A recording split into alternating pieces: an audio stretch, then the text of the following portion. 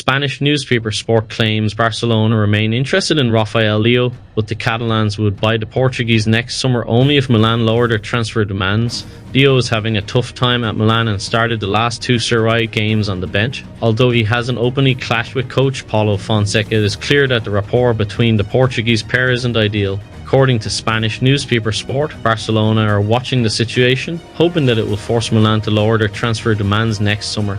The audio stand at the Parc des Princes Stadium in Paris will be partially closed for one match to punish fans over homophobic chants during a recent match against Strasbourg. The sanction takes effect from 5 November, so the stand will be fully open for PSG's match against Lens this Saturday, but remain shut when PSG hosts Toulouse on 22 November. On 19 October, the team's so-called ultras of fans chanted homophobic slogans for around 10 minutes during a match against Strasbourg.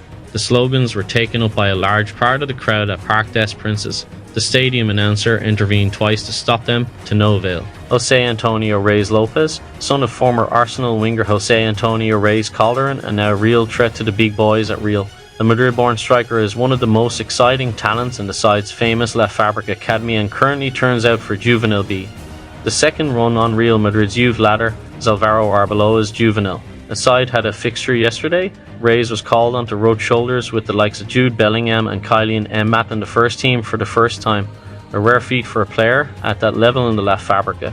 Real Madrid's away match at Valencia in La Liga this weekend was postponed on Thursday, October 31, 2024 by the Spanish Football Federation due to floods that have killed more than 95 people. Villarreal's home match against Rayo Vallecano was also suspended after the devastating flash floods in eastern Spain. Manchester United fans will be forced to wait nearly a month for Ruben Amorim's first game in charge. United and Sporting's £10 million agreement will see Amorim remain in his current post until the international break, having negotiated around his 30-day notice period. The Portuguese champions also have 3 fixtures until then, firstly against Estrela da Amadora on Friday before hosting Manchester City in the Champions League next Tuesday. Sporting then travel to play Amorim's former club Braga on Sunday, November 10, a match which will mark his farewell and means that the Portugal international's first game as United manager will be away to Ipswich Town on Sunday, November 24.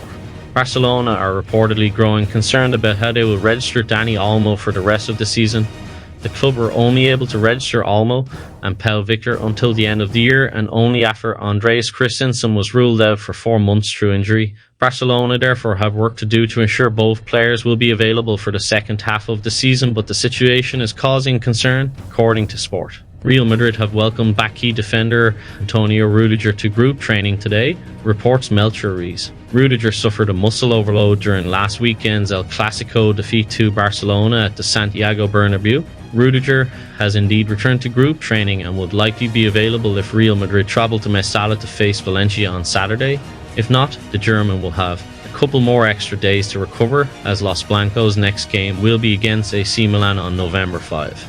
Contract renewal talks between Serie A side Napoli and Kvaratskhelia hit a roadblock on the release clause issue. According to a report by La Gazzetta dello Sport via Calcio Napoli 24, contract renewal negotiations between Napoli and Kvaratskhelia have reached an impasse. The club appears reluctant to accept the player's agent's request to set his release clause at €80 million, which can be activated next summer.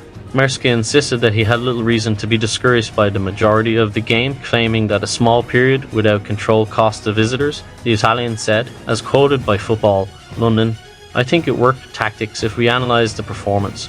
If we analyse the result, it didn't work, but I think for 22 or 23 minutes until their goal we were in control of the game. We didn't concede nothing, but then after the goal we lost the control for 10 minutes and then conceded the second one. In the last 10 minutes of the first half we had 2 or 3 clear chances that unfortunately we didn't score. In the second half we were in control of the game. The most important thing, as we always say, is the result of the performance. We lost the game because of 10 minutes after the first goal, and then for the rest we were quite good." FC Barcelona have officially announced the contract renewal of 21-year-old La Masia midfield star Fermin Lopez. Fermin has been tied down to the club until June 2029 with an improved release clause of €1 million, increasing from his previous one worth €400 million. The 21-year-old starlet will also see an increase in his wages.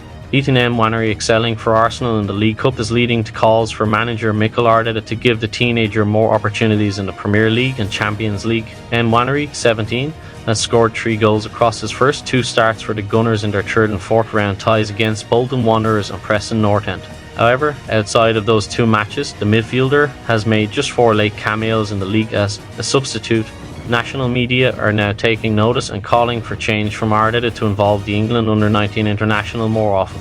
Liverpool continued their impressive start to the season with a hard-earned League Cup win at Brighton on Wednesday evening. Cody Gakpo netted twice before Luis Diaz scored what was ultimately the decider as a much-changed Reds held on for a 3-2 triumph. The result has moved Arne Slot onto 12 wins in 14 games as Anfield boss in all competitions, with Liverpool still on course to defend the trophy they won at Wembley back in February. Sports journalist Mohamed Al-Sadon branded Gerrard's situation sad and urged him to step down, while Turki Al-Atma also believes his time is up at Al-Ettifaq. He has taken charge of 46 games at Al-Ettifaq and currently has a record of 17 wins, 15 losses and 14 draws.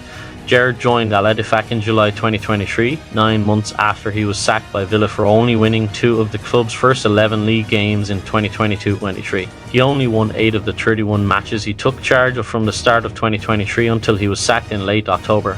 Liverpool continued their fine start to the 2024-25 season under Arne Slot with a 3-2 win over Brighton and Hove Albion to progress to the quarter-final of the Carabao Cup.